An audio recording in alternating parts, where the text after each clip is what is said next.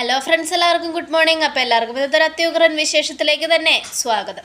അങ്ങനെ കിരണും നമ്മുടെ കല്യാണിയും ഷാരിയും കൂടെ സരയുവിനെ തേടി നടക്കുക. പക്ഷെ എവിടെ നോക്കിയിട്ടും സരയിനെ കാണുന്നില്ല. ടെറസിന് മുകളിൽ കുഞ്ഞിനെ താഴേക്കിടാൻ പിടിച്ചുകൊണ്ട് സരയും മുകളിൽ തന്നെ നിൽക്കുക. ഈ സമയമാണെങ്കിൽ 3 പേര് സംശയത്തോടെ മുകളിലേക്ക് വന്നു. മുകളിൽ വന്നപ്പോൾ 3 പേരും കണ്ട കാഴ്ച അത് കണ്ട് കിരണും കല്യാണിയും ഷാരിയും ഞെട്ടി പേടിച്ചു വിറച്ചു. ഈശ്വര, അവൾ കുഞ്ഞിനെ താഴെ ഇടും, കിരണേട്ട പിടിക്ക് എന്ന് പറയുമ്പോഴേക്കും സരയു എടി എന്ന് പറഞ്ഞ ഒച്ചത്തിൽ കിരൺ വിളിക്കുകയാണ്. അത് കേട്ടതും സരയു തിരിഞ്ഞു നോക്കി. കുഞ്ഞിനെ ഇടാൻ പോയപ്പോഴത്തേക്ക് വേണ്ട, അരുത് എന്നും പറഞ്ഞുകൊണ്ട് ചാടിപ്പോയി. നമ്മുടെ കിരൺ പിടിച്ചു, കുഞ്ഞിനെ പിടിച്ച് തട്ടിപ്പറിച്ചെടുത്തു. എന്നിട്ട് ഷാരിയുടെ കയ്യിലേക്ക് കൊടുത്തു.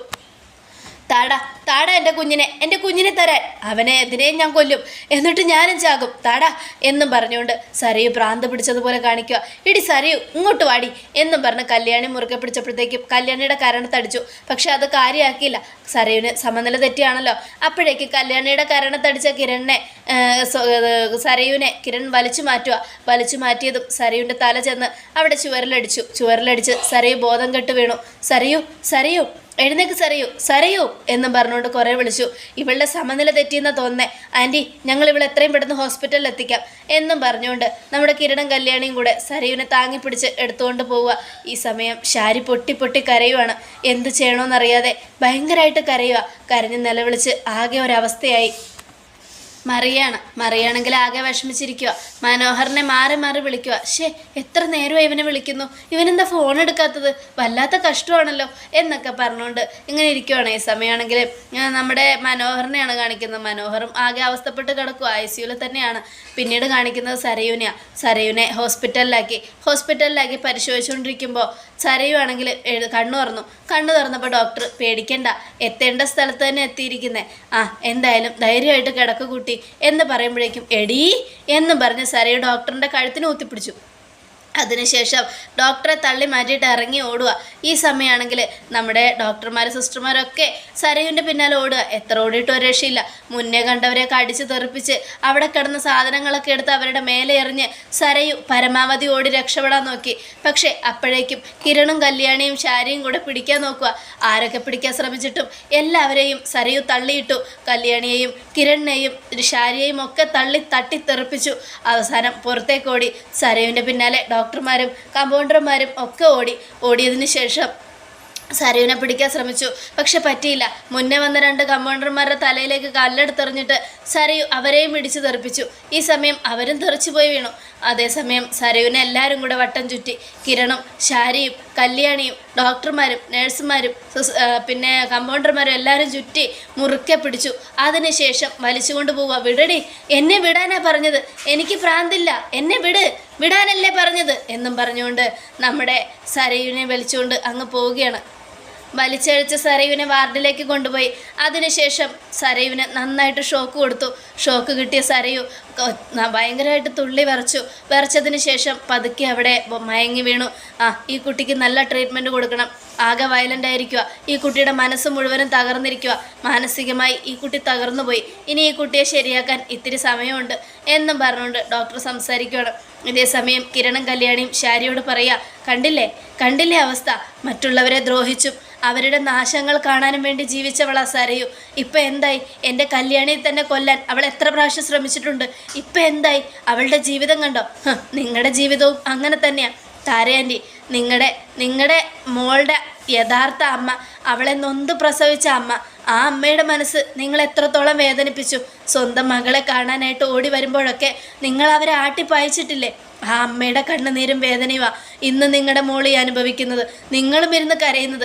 നിങ്ങൾക്ക് കണ്ണുനീര് തോർന്നിട്ടുണ്ടോ? ആയിരിക്കാം. നിങ്ങളറിയാതെയാണ് നിങ്ങളുടെ ഭർത്താവെന്ന് പറയുന്ന ആ ബഗാസുരൻ നിങ്ങളുടെ അടുത്ത് സരയുവിനെ കൊണ്ടുവന്ന് വെച്ചത്. പക്ഷെ സത്യങ്ങൾ അറിഞ്ഞപ്പോൾ നൊന്ത് പ്രസവിച്ച അമ്മയ്ക്ക് ആ കുഞ്ഞിനെ കാണാൻ ഒരു അവകാശം, ഒരു അധികാരം നിങ്ങൾക്ക് കൊടുക്കായിരുന്നല്ലോ. നിങ്ങളുടെ മോൾ അവരെ ആട്ടിപ്പായിക്കുമ്പോൾ അവളോട് നിങ്ങൾക്ക് പറയായിരുന്നല്ലോ, അതാണ് നിൻ്റെ അമ്മ, അവരെയും നീ സ്നേഹിക്കണമെന്ന്. കൂടെ നിർത്തണ്ട, സ്നേഹിക്കാതെ തല്ലി അടിച്ചോടിക്കാതെ ഇത്തിരി ഒരു നല്ല വാക്ക് പറയാറുന്നല്ലോ. ഇപ്പം മനസ്സിലായില്ലേ ഇത്രയൊക്കെ ഉള്ളൂ മനുഷ്യൻ്റെ കാര്യങ്ങൾ. ദൈവം ഒന്ന് വിചാരിച്ചാൽ മതി. നമ്മുടെ ജീവിതം എങ്ങനെ പോകണമെന്ന് മുകളിലുള്ളവനാണ് തീരുമാനിക്കേണ്ടത്. എൻ്റെ കല്യാണെ ഒരു 1008 പ്രാവശ്യം കൊല്ലാൻ ശ്രമിച്ചിട്ടുണ്ട്. പക്ഷെ അപ്പോഴൊക്കെ അത് തിരിച്ചടിയായിട്ട് നിങ്ങളുടെ മകൾക്കും നിങ്ങളുടെ ഭർത്താവിനും തന്നെയാണ് കിട്ടിയിരിക്കുന്നത്. അന്നൊരു ദിവസം നിങ്ങൾ ഓർക്കുന്നുണ്ടോ? നിങ്ങളുടെ മരുമോനും നിങ്ങളുടെ മോളും കൂടെ ചേർന്ന് പ്രാന്തില്ലാത്ത നിങ്ങളുടെ ഭർത്താവിനെ ഈ കടിപ്പിച്ചില്ലായിരുന്നോ? അന്നയാൾക്ക് പ്രാന്തൊന്നും ഉണ്ടായിരുന്നില്ല. പക്ഷെ പ്രാന്താണെന്ന് വരുത്തി തീർത്ത് മനോഹർ പറഞ്ഞ വാക്കുകൾ വിശ്വസിച്ച് ആ മകളെ പൊന്നുപോലെ സ്നേഹിച്ച അച്ഛനെയാണ് അവൾ ഷോക്കടിപ്പിച്ചത്. അവന് വേണ്ടി അവൾ നിങ്ങളോട് എന്തൊക്കെ ചെയ്തിട്ടുണ്ട്. എന്നിട്ടും അവൾക്ക് കിട്ടിയ ശിക്ഷ തന്നെ കിട്ടിയില്ലേ? അന്ന് അയാൾ കിടന്നത് ഭ്രാന്തില്ലാതെയാണെങ്കിൽ ഇന്ന് അവൾ ഇവിടെ കിടക്കുന്നത് മുഴു ഭ്രാന്തോടു കൂടിയാ. ഇനി അവൾക്ക് ഈ ഹോസ്പിറ്റലിൽ നിന്നും വരാൻ പറ്റില്ല. ക്ഷമിക്കും മോനെ, ഞാൻ മോൻ്റെയും കല്യാണിയുടെയും കാല് പിടിക്കാം. ഇതുപോലൊരു വരുമാനമാണ് ഞങ്ങൾക്ക് കിട്ടുന്നത് ഞങ്ങൾ കരുതിയിരുന്നില്ല. മനോഹർ എങ്ങനെയുള്ളവനാണെന്ന് വളരെ വൈകിയായി ഞാനും രാഹുലേട്ടനും അറിഞ്ഞത്. അല്ലായിരുന്നെങ്കിൽ എൻ്റെ മോളുടെ ജീവിതം ഞങ്ങൾ രക്ഷിച്ചാനായിരുന്നു മോനെ. നിങ്ങളുടെ കാല് പിടിച്ച് ഞാൻ പറയുക, എൻ്റെ സരൈമോളുടെ മോളെ ചാരുമോൾക്ക് ഒരാപത്ത് സംഭവിക്കരുത്. അവൾക്ക് കൂട്ടായിരിക്കോ മോളെ, കൺമണി മോൾക്ക് കൂട്ടായിരിക്കോ മോളെ എന്നും ചോദിക്കണം. അത് കേട്ടതും മറ്റുള്ളവരോടുള്ള ദേഷ്യം കുഞ്ഞുങ്ങളോട് തീർക്കുന്ന സ്വഭാവം ഞങ്ങൾക്കില്ല. നിങ്ങളെപ്പോലുള്ളവരൊക്കെ വെറുത്താലും ആ കുഞ്ഞ് എന്ത് പഴിച്ചു? സരയുവിൻ്റെ വയറ്റിൽ വന്ന് ജനിച്ചത്, മനോഹറിൻ്റെ മകളായി ജനിച്ചത് ആ കുഞ്ഞ് ചെയ്ത പാപം കൊണ്ടൊന്നുമല്ല. അതുകൊണ്ട് അതിനോട് ഞങ്ങൾക്ക് എന്ത് ക്രൂരത. അത് ജീവിക്കേണ്ട രീതിയിൽ തന്നെ ജീവിക്കും. അതിനൊരാപത്ത് സംഭവിക്കില്ല. എൻ്റെ മോൻ വളരുന്നത് പോലെ തന്നെ അവളെയും ഞങ്ങൾ വളർത്തും.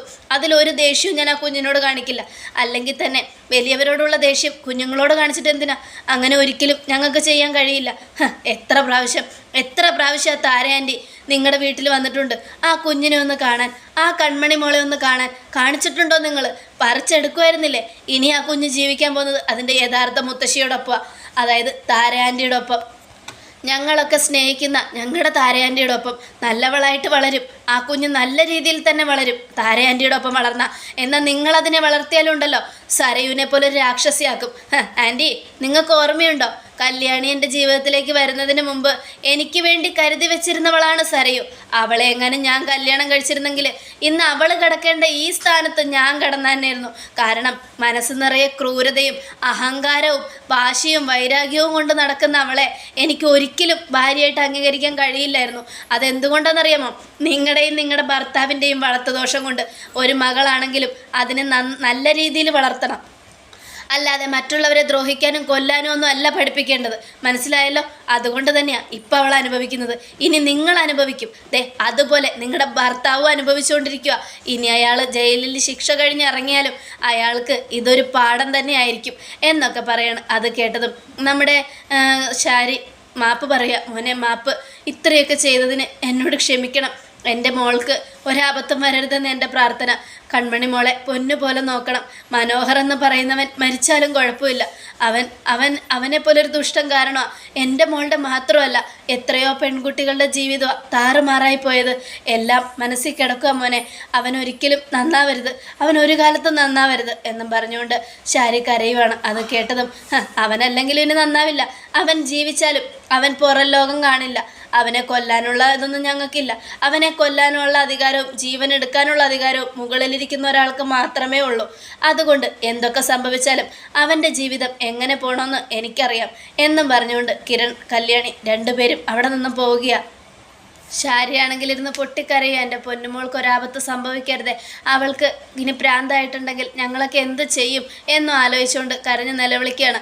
ഈ സമയം നമ്മുടെ കിരണിനെയും കല്യാണിയാണ് കാണിക്കുന്നത്. ഒരു കാറിൽ പോയിക്കൊണ്ടിരിക്കുക. അപ്പോൾ ദീപയാണെങ്കിൽ 2 പിള്ളേരെ വെച്ചുകൊണ്ട് ഇങ്ങനെ സമാധാനത്തിലിരിക്കുകയാണ്. ഭയങ്കര സങ്കടപ്പെട്ടും ഇരിക്കുകയാണ്. എന്ത് ചെയ്യും, സരയുവിൻ്റെ അവസ്ഥ എന്തായിരിക്കും എന്നൊക്കെ ആലോചിച്ചുകൊണ്ട് അങ്ങനെ ഓരോന്ന് ആലോചിച്ചുകൊണ്ടിരിക്കുമ്പോഴാണ് നമ്മുടെ സരയു ഷോക്കടിച്ച് ആകെ അവസ്ഥയിലായിട്ട് കിടക്കുകയാണ്. ദീപയാണെങ്കിൽ ഭയങ്കര വിഷമത്തിലും എല്ലാവരും മാറി മാറി വിഷമിച്ചിരിക്കുക. കൺമണിമോളും കല്ലുമോനും ഭയങ്കരമായിട്ട് കളിച്ചുകൊണ്ടിരിക്കുകയാണ് സന്തോഷത്തോടെ. ഇടയ്ക്ക് കൺമണിമോള് പുറത്തേക്ക് നോക്കി കരയുന്നുമുണ്ട്. അമ്മയുടെ ഓർമ്മ വന്നിട്ടാണോ എന്നറിയില്ല.